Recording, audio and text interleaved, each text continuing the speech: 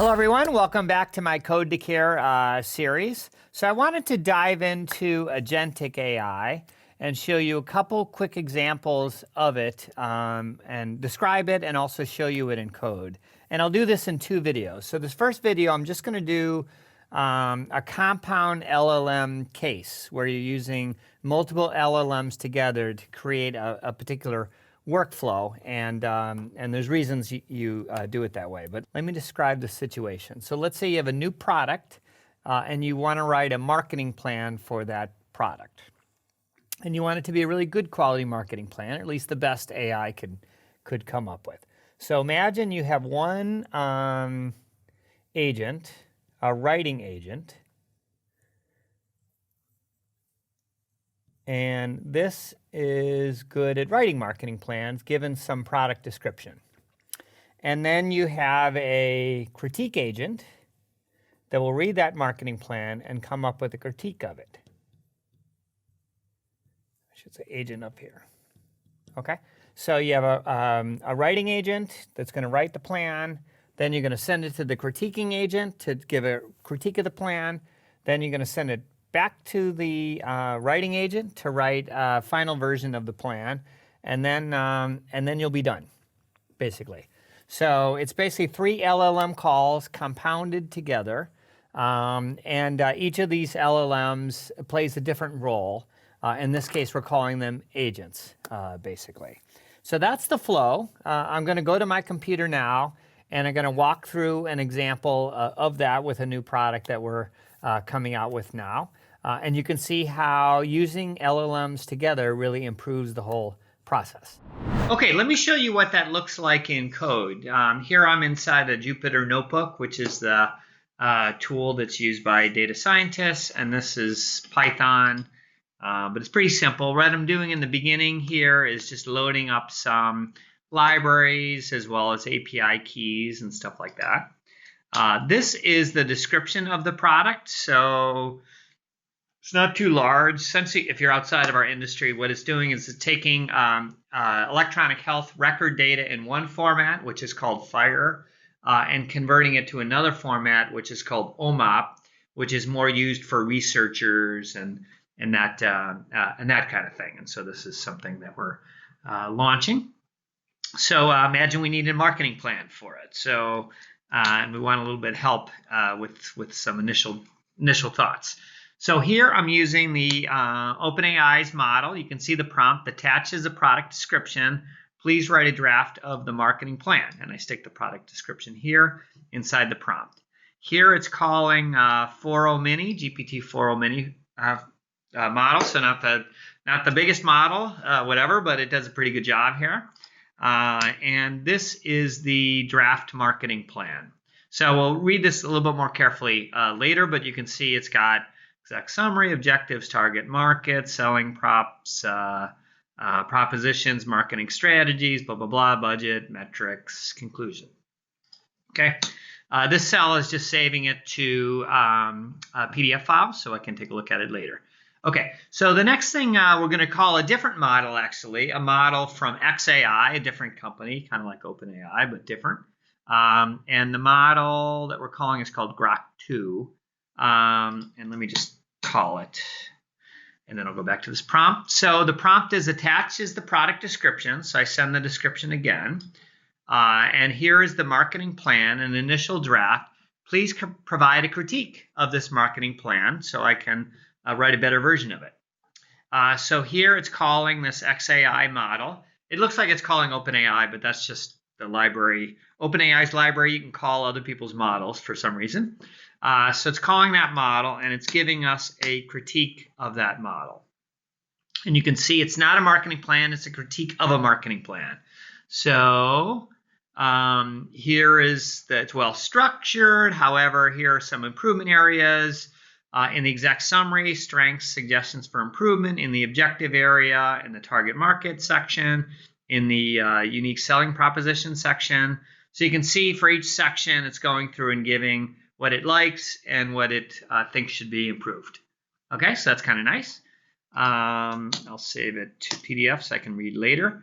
And now let's get a final version based on that critique.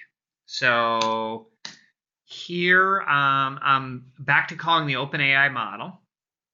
And this is my prompt. So I'm sending all 3 documents, the original product description, the first marketing plan, and a critique of the marketing plan. And I'm asking the model to write a final version of the marketing plan. So it has gone off and done that. I'm calling the first model again, the 4.0 mini model. And it has given me a final marketing plan, and which I will read carefully in a moment, and then I'm going to save it to PDF. So that's kind of what it looks like. It's not too hard. You could do this yourself just by cutting and pasting in Chat GPT, but this is just a little sequence that I put together in code to do a writing, a critique, and then a rewriting model. So let's pull up the PDF files and take a look at what they look like. Hey there, I'm just popping in to say that I'd love to hear your comments and feedback on this video. I read all the comments, so let me know what you think. Let me know what suggestions you have for my next video by putting in some comments below the line here. Thanks. We have the original and we have the final plan, and I'll just make a few notes. So the final plan is a little bit better, I would say. It's a little bit longer. For instance, in objectives, it mentions long-term vision, target market. It added some demographics here. It had it on unique selling proposition, some angles on security and compliance. Let me scroll aside too. On content marketing, where's that one? Yeah, content marketing. It changed from just video tutorials to interactive content, video tutorials and Q&A sessions to engage audiences. It added this pay-per-click advertising concept, this targeted advertisement concept. It added health IT organizations to strategic alliances. Interestingly, the budget got a little bit more expensive, so I got to be careful how many times I run this or I'll run out of money. It broadened the metrics a little bit, social media metrics instead of just website traffic, and added a few elements to the conclusion about strategic partnerships and those kinds of things. So I would say it's a notch better, from a marketing plan point of view, probably worth the critique, worth the revision. So I'm happy with it. All right, so you can see how it's done basically on with code, and it's not too hard. You're basically calling multiple LLMs in a row, but you get a final product that's better than if you just called the LLM once. So the implications of this, I guess starting with the negative, one, it takes longer.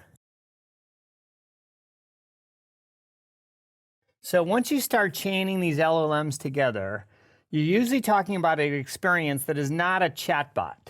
So in this case, if you were to write a marketing plan as a person, and you'd have people writing this stuff as well, but with AI's help, it might take a week or two anyway. So the fact that the LLM takes a minute or 30 seconds to do a task like this is fine, actually, but it's not a chatbot. It's not a chatbot experience. So it's using LLMs in a different kind of workflow that takes a little bit more time. Costs a little bit more. So you're tripling the costs in this case of using an LLM because you're using multiple. But you have a better outcome. So if the accuracy and performance really matters, so like you're using it to write a discharge summary for a patient leaving the hospital or these kinds of things, and you wish it was better, then you can use an agentic approach like this with multiple LLMs and have a better outcome. And the other thing is you can use it for different purposes other than just critiquing. So a lot of people will check the final results of an LLM against their policy or against their ethics, ethics statement, or against their brand to make sure that it's reflective of their organization. So you can do revisions and then final checks and updates based on some of these different dimensions that you didn't necessarily tell the LLM about in the beginning of the process. So you can have really a policy checking agent, an ethics checking agent, a brand agent, these kinds of things as part of an LLM flow to give a much better response and a response more attuned to what the way your organization wants to project. So hope that was interesting. In the next video, I'll go into a slightly more complicated version of this, which I call LLMs in a loop. But until next time, bye. Hey there, I hope you liked this video. I've added a next video at the end of this, so take a look at that if you enjoyed this. And if something resonated with you, please drop a comment down below here.